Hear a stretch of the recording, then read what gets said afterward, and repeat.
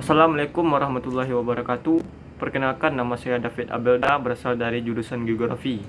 Pada video kali ini kita akan menjawab 5 pertanyaan yang diberikan sebagai bahan UTS atau ujian tengah semester. Soalan yang pertama itu, kenapa ilmu astronomi dibutuhkan oleh ahli geografi? Ilmu astronomi adalah cabang dari ilmu geografi, di mana astronomi ini mempelajari tentang fenomena-fenomena yang terjadi di baik di luar bumi maupun di atmosfer bumi. Ilmu astronomi ini sangat dibutuhkan khususnya oleh ahli geografi, di mana akan membantu kita dalam mempelajari dan memahami geosfer bumi dan fenomena yang terjadi di luar bumi. Dengan menggunakan ilmu astronomi akan memudahkan ahli geografi atau pemangku kebijakan dalam menentukan seperti menentukan waktu sholat, menentukan tanggal hijriah atau apakah bulan sudah masuk saat penentuan bulan Syawal, masuknya bulan Syawal dan bulan Ramadan. Kemudian kita dapat mempelajari fenomena yang terjadi di luar sehingga kita dapat membuat kebijakan. Soal yang nomor 2 yaitu mengenai sejarah perkembangan dari astronomi, yaitu kemudian penemuan-penemuan dan cabang-cabang ilmu astronomi. Yang pertama yaitu sejarah perkembangan astronomi. Astronomi bermula saat Muller bersama Walter pada tahun 1504 di Universitas Wina membuat penanggalan berdasarkan benda-benda langit yang banyak dipakai oleh para pelaut Spanyol dan Portugis. Kemudian pada tahun 1543 Nicolaus Copernicus memulai karyanya yang berjudul On the Revolution of the Castle Orbs. Buku Copernicus ini dicetak di Nuremberg pada awalnya di bawah supervisi Rheticus, kemudian dilanjutkan oleh supervisi Andreas Osiander, seorang pastor Lutheran. Sistem Copernicus yang baru tentang alam semesta menetapkan bahwa matahari sebagai pusat alam semesta, gerak rotasi, gerak revolusi dan suatu girasi perputaran sumbu bumi yang mempertahankan waktu siang dan malam sama panjangnya. Kemudian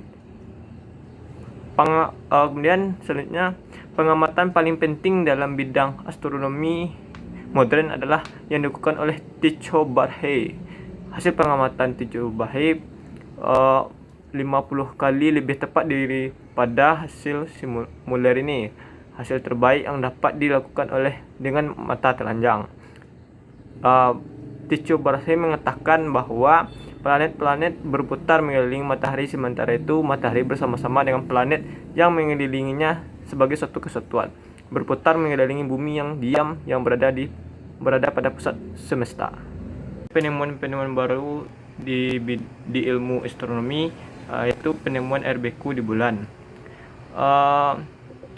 Pada Agustus 2018, para ilmuwan yang tergabung dalam Proceedings of the National Academy of Science menemukan adanya es yang sangat tua di bagian utara bulan, khususnya pada kawah dingin yang tidak pernah terpapar sinar matahari secara langsung.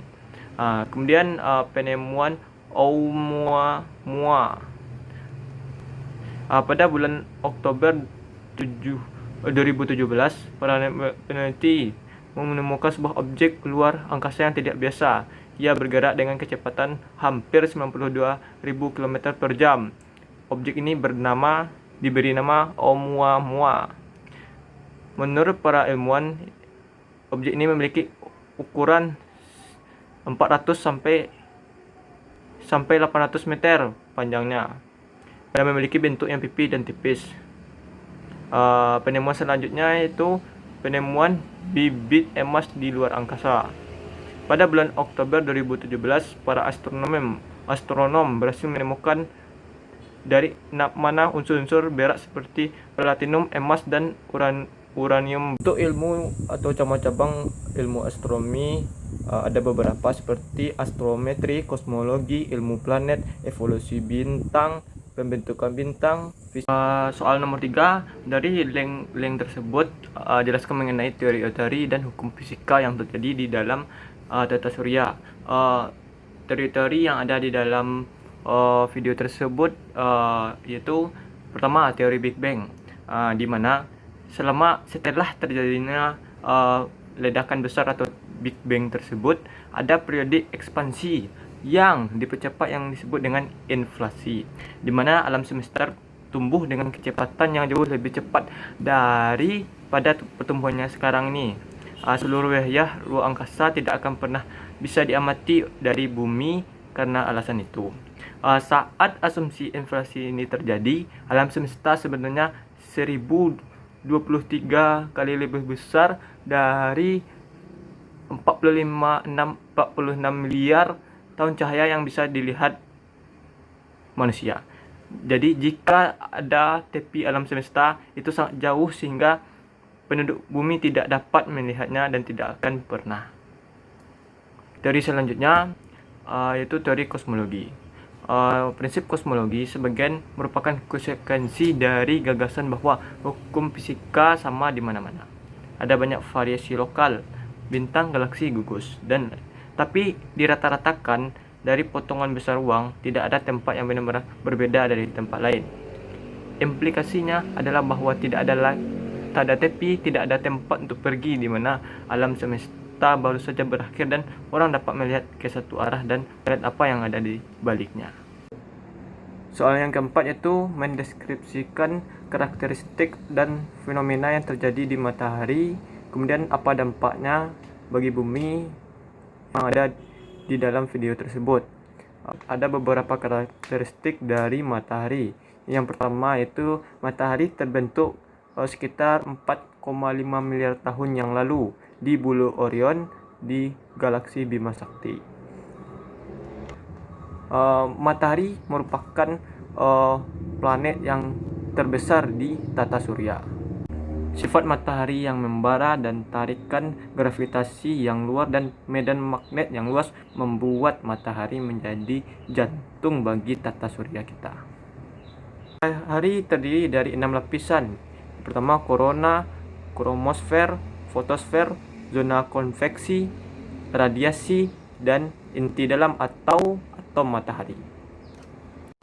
Matahari mengandung 90% massa dari tata surya, sehingga matahari dapat menarik planet ke arahnya. Bahan bakar matahari terdiri dari 91% hidrogen, 8,9% helium, dan 1% karbon dan nitrogen. Selanjutnya, matahari merupakan benda yang paling besar dan masif di tata surya. Selanjutnya mengenai fenomena yang terjadi di dalam video tersebut. Yang pertama, plasma di inti matahari suhunya mencapai 27 derajat Fahrenheit dan kombinasi dengan gravitasi matahari yang kuat menyatukan molekul hidrogen untuk menciptakan helium disebut dengan termonuklear. Ini melepaskan sejumlah besar energi dalam bentuk radiasi, listrik, tenaga surya, dan angin seperti yang kita alami di bumi. Yang kedua yaitu medan matahari berinteraksi dengan atmosfer menghasilkan aurora di muka bumi.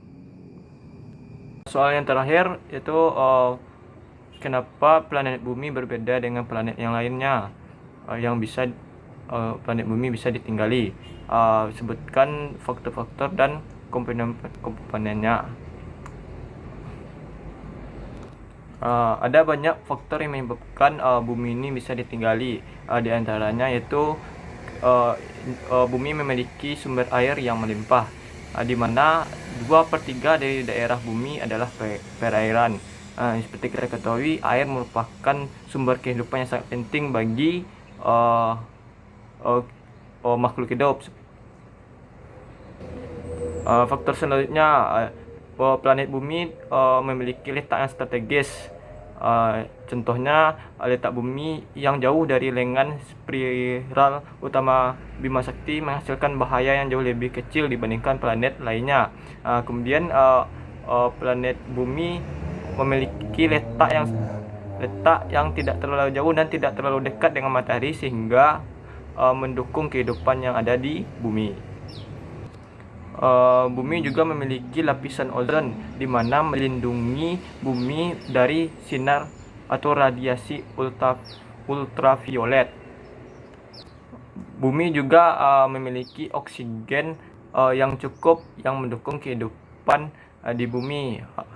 Seperti kita ketahui, semua makhluk hidup memerlukan oksigen dalam bertahan hidup. Kemudian bumi juga memiliki aspek geologi yang beragam, di mana bumi memiliki potensi geologis yang kaya dan sangat dinamis sehingga bermanfaat untuk menunjang kebutuhan hidup makhluk hidup. Bumi juga memiliki rotasi yang stabil, di mana rotasi ini memicu terjadinya siang dan malam dengan frekuensi yang teratur. Hal ini mencegah bumi suhu atau mencegah bumi dari suhu ekstrim dan manfaat untuk kehidupan. Bumi juga memiliki bulan, di mana bulan menjaga stabilitas bumi pada orbitnya sehingga iklim di bumi lebih stabil. Meskipun sumbu bumi miring, bulan juga memicu terjadinya pasang air laut di bumi. Sekian video kali ini saya sudahi. Assalamualaikum warahmatullahi wabarakatuh.